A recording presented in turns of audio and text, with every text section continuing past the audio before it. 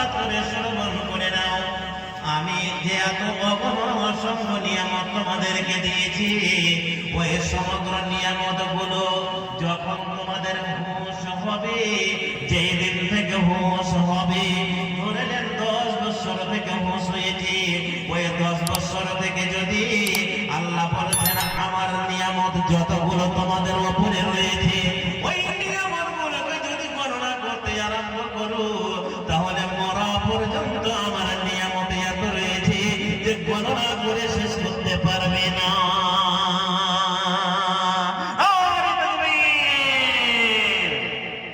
এত অগণন অসংখ্য আল্লাহ পাক রব্বুল আলামিনের নিয়ামত বান্দাদের উপরে রয়েছে। আচ্ছা, আরেকটা কথা আপনাদেরকে আমি জিজ্ঞাসা করি, আপনারা বলুন তো, উত্তরটা আপনাদেরকে দিতে হবে।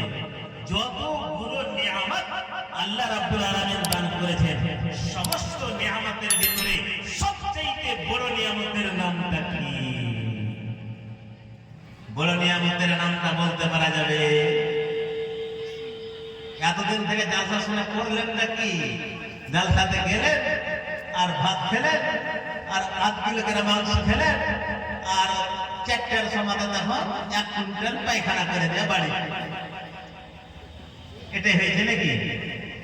আমাদের উপরে সবচেয়ে আল্লাহর বড় নিয়ামতটা কি বলা যাবে না? সবচেয়ে বড় নিয়ামতের নামটা হচ্ছে নিয়ামতে ঈমান। জোরে বলে, সেই নিয়ামতের নামটা হলো কি? নিয়ামতে ঈমান। ঈমান হচ্ছে সবচেয়ে বড় নিয়ামত। যদি আপনার জন্মটা কোনো হিন্দুর বাড়িতে হতো, হিন্দু হয়ে থাকবে। আপনার জন্ম কোনো জৈনের বাড়িতে হলে জৈন হয়ে থাকবে। আপনার জন্ম কোনো বৌদ্ধর বাড়িতে হলে বৌদ্ধ হয়ে থাকবে। আপনার জন্ম যদি কোনো মুশরিকের বাড়িতে হতো, মুশরিক হয়ে থাকবেন। আপনার জন্ম যদি খ্রিস্টানের বাড়িতে হতো, খ্রিস্টান হয়ে থাকবে। আপনার জন্ম যদি কোনো হাড়ির বাড়িতে হতো, হাড়ি হয়ে থাকবে। আপনার জন্ম যদি কোনো ডোমের বাড়িতে হতো, ডোম হয়ে থাকবে। আপনার নাম হতো হরিদাস পাল। আপনার নাম হতো কি? হরিদাস পাল, রণদক পাল, রঞ্জিত, মিঠন, চক্রবর্তী। ইমানের বাড়িতে জন্মগ্রহণ করেছেন, যার জন্য আপনার নাম হলো আব্দুল্লাহ। নামটা হলো কি? আব্দুল্লাহ, আব্দুর রহমান, আব্দুল সুবহান, আব্দুল আলিম, আব্দুল খবীর, আব্দুল সরিফ, আব্দুল বসীর। এই সুন্দর সুন্দর নাম।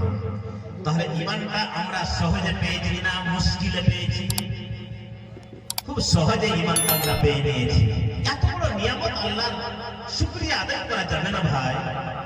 ভাইরে আমার, বন্ধুরে আমার, আপনার বাবা হলো মুসলমান, আপনার বাবা হলো মুমিন, আপনার মা হলো মুসলিমা, আপনার মা হলো মুমিনা।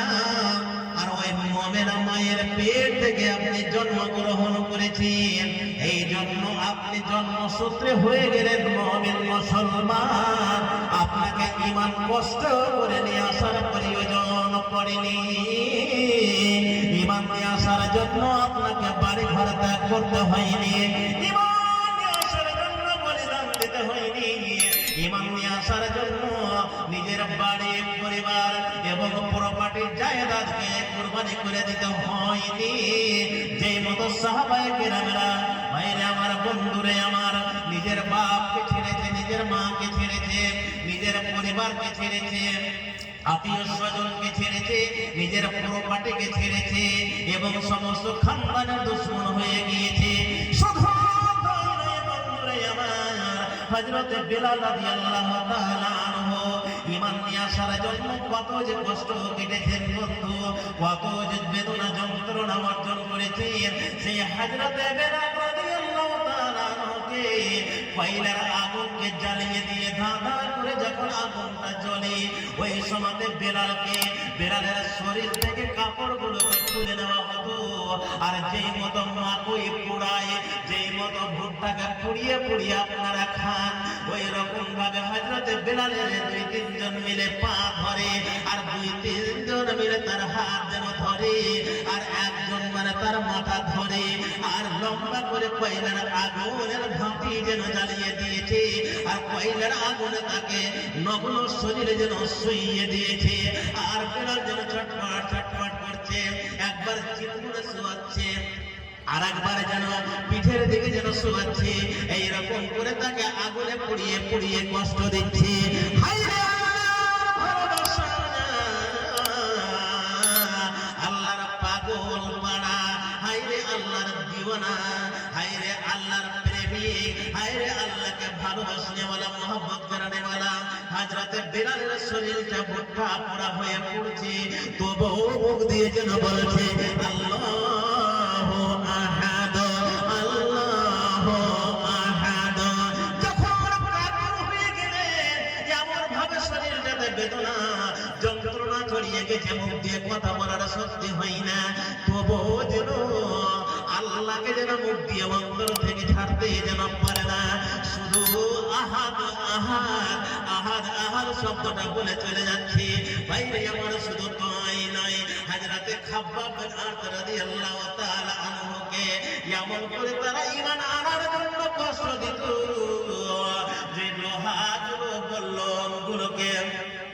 লোহাগুলোকে শিখগুলোকে তারা যে মতো কাবাবকে আপনারা পুরান, ওই রকম আগুনে কয়লার আগুনে সেই লোহাগুলোকে শিখগুলোকে গরমিয়ে এমন লাল করে দিত, আগুনে পরিণত করে দেওয়ার পরে হযরতে খাব্বাবের শরীরের গেঞ্জি পর্যন্ত খুলে নেওয়া হতো, একবার এখানে দাগ দেওয়া হতো, আর একবার এখানে দাগ দেওয়া হতো, শরীরের বিভিন্ন জায়গাতে দাগ দেওয়া হতো, ঠেকানো হতো, স্পর্শ করানো হতো, আর ছাক ছাক করে যেন সেই জায়গাটা জ্বলে উঠতো, আর সঙ্গে সঙ্গে চামড়া মাংস যেন উঠে যেত, আর সাদা হয়ে ভিতর থেকে হাড় হাড্ডিগুলো যেন দেখা যেত।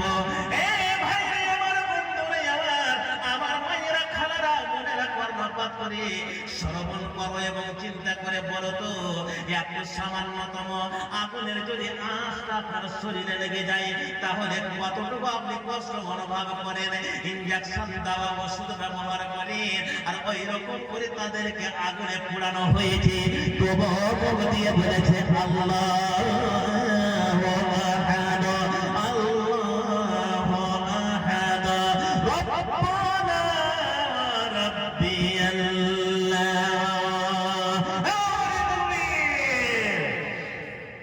ঈমান ছিল মজবুত, যার জন্য তাদেরকে ঈমান থেকে সরাতে পারেনি।